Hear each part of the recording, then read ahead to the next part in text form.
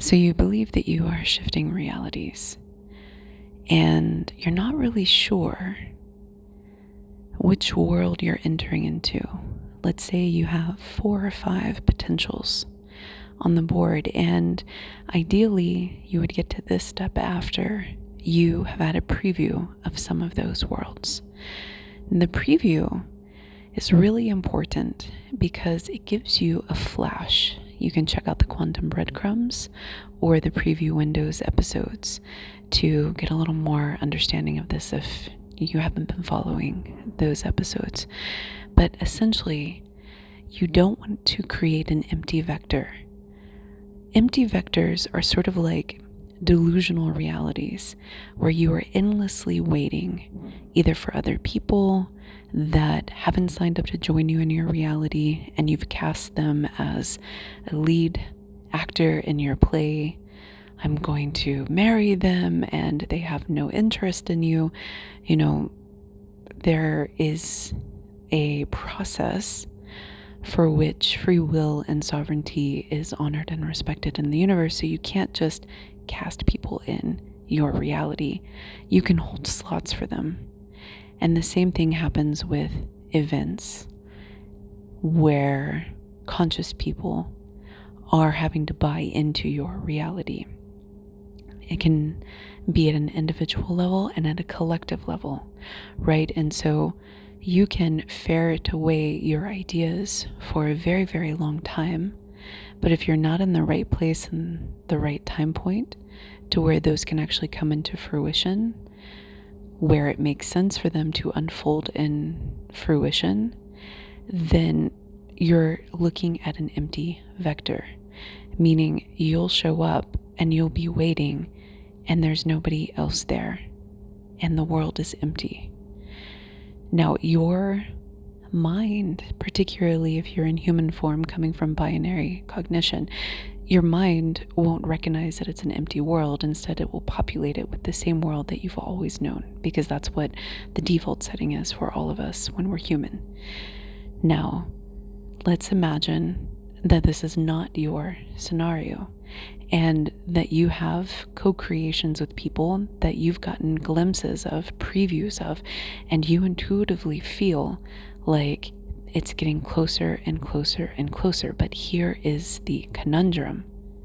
The conundrum is, because the mind and the brain, or whatever settings we have for our conscious awareness, because they are by design forecasting and repeating what we've already known, that means that when those worlds start to collide and when that reality later starts to come to you, first it's going to not look very different. And then you're going to start to see it unfold. But how do you know if it's been corrupted? How do you know if it's the right world? This is a process of reality interrogation.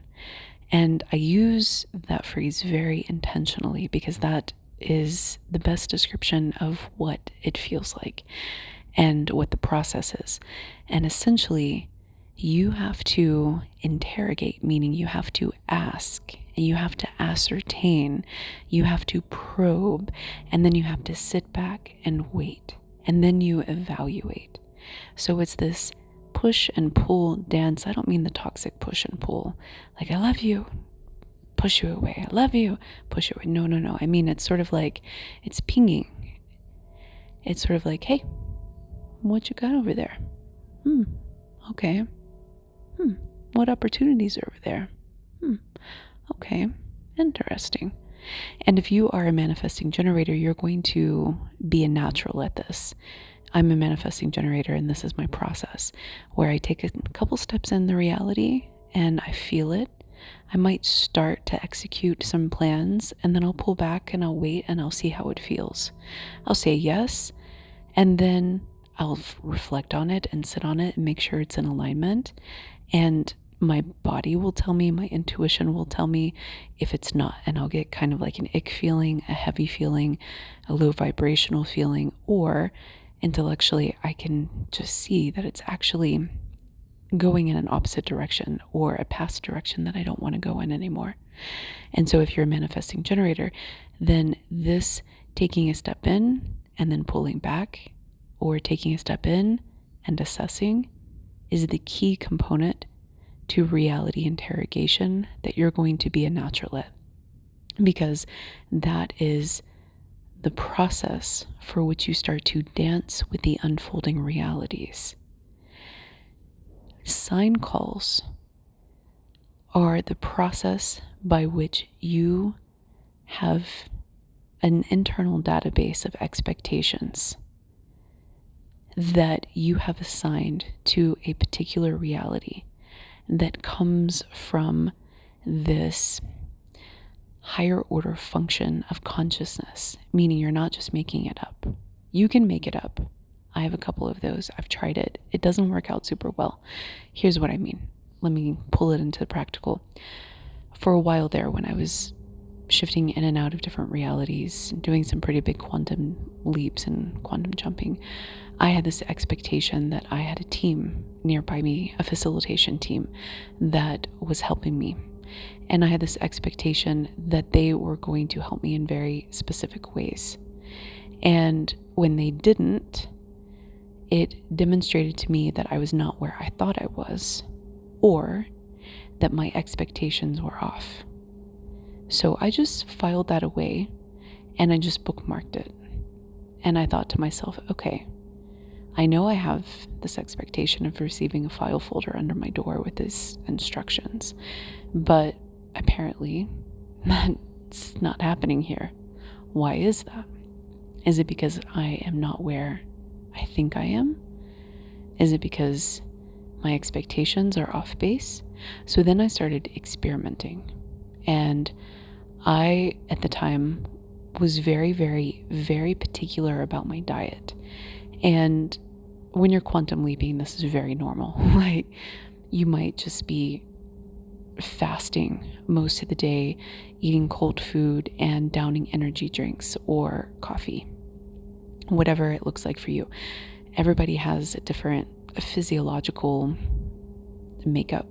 And so it's weird.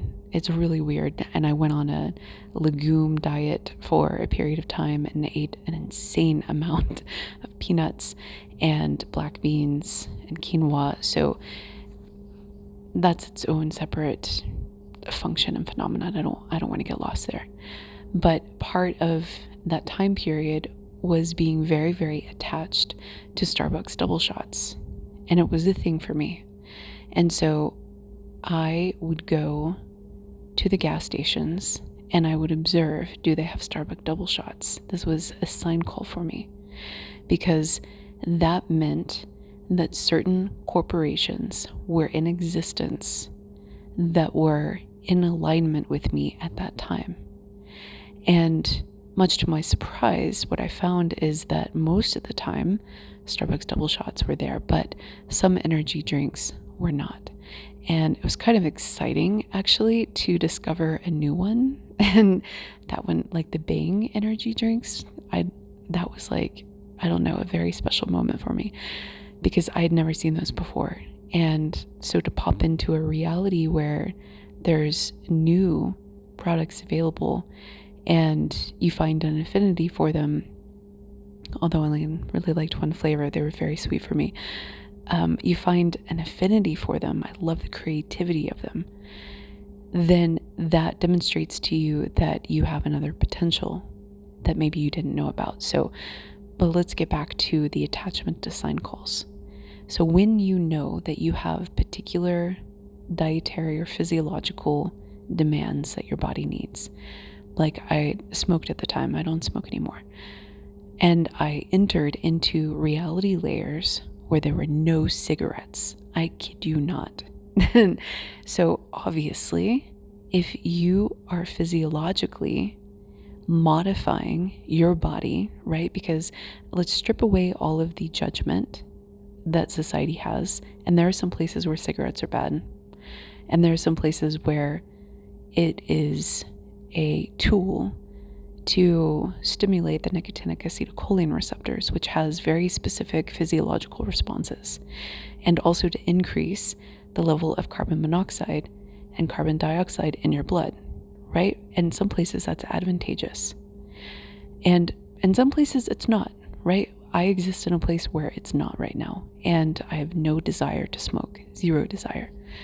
And so when we think of things as tools to modify our physiology, which can either enhance, detract, or neutralize, meaning it has no effect on reality shifting, then we start to break away from these conditioned beliefs of what could and should be done under certain circumstances. So as you are reality shifting, you will feel if you need certain modifications to your physiology. So if you need to have caffeine, if you need to not have alcohol, like right now I'm in a place where I cannot even consider any sort of GABAergic modulation to my nervous system. And that's what alcohol does, right? But there are other times where that's not the case. So these are very important tools for your conscious mind to be aware of, because they can become sign calls.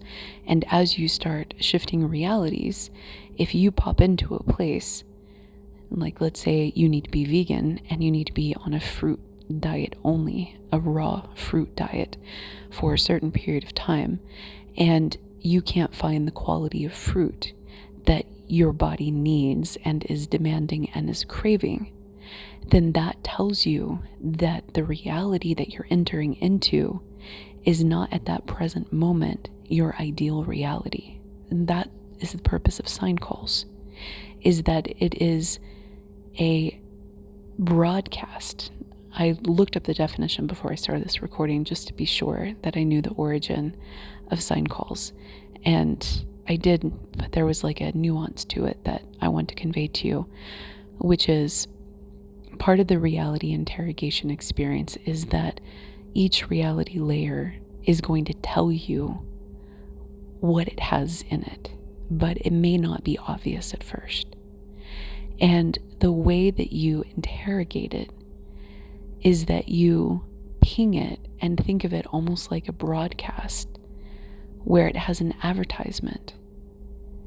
And the advertisements are sign calls. What products are there? What opportunities are there? What people are there? And you can take the concept and you can start to get a feel of a particular reality and how it might actually be compatible for you. And it could be that reality layers line up out of order. Well, it's not really out of order, but it's a complicated process. And so you'll get exposed to certain reality constructs and probabilities before they're fully ready. And it's almost like you get to watch the cake baking in the oven, and some cakes bake at different speeds, and you might see a vanilla cake, a chocolate cake, and a strawberry cake all baking at the same time. But you have to figure out which one you're going to be able to eat first.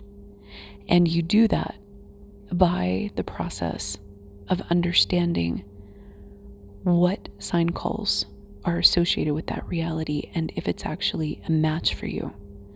So imagine for a moment driving in your car, and in your dashboard console, you have a conversion unit because you're going from a binary society to a quantum society. And you have this little device that is quantum capable and quantum ready. And all of a sudden, as you get to the threshold between a binary and a quantum world, the device in your console, as it converts, has this little holographic screen that pops up this image, and it shows you an advertisement. And that advertisement lets you know what the key features of the world and the matrix that you're entering into is.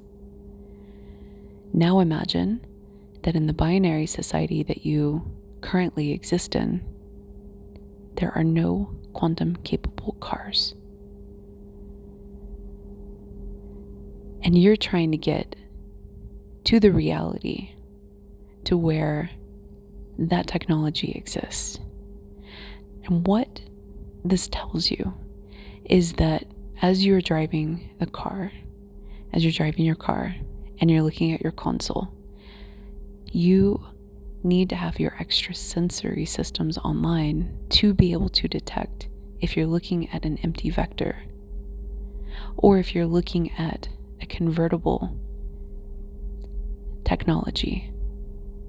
And by having associated sign calls, so by having other things that you have gotten a preview of other things that might be associated with that quantum world that you're trying to enter into.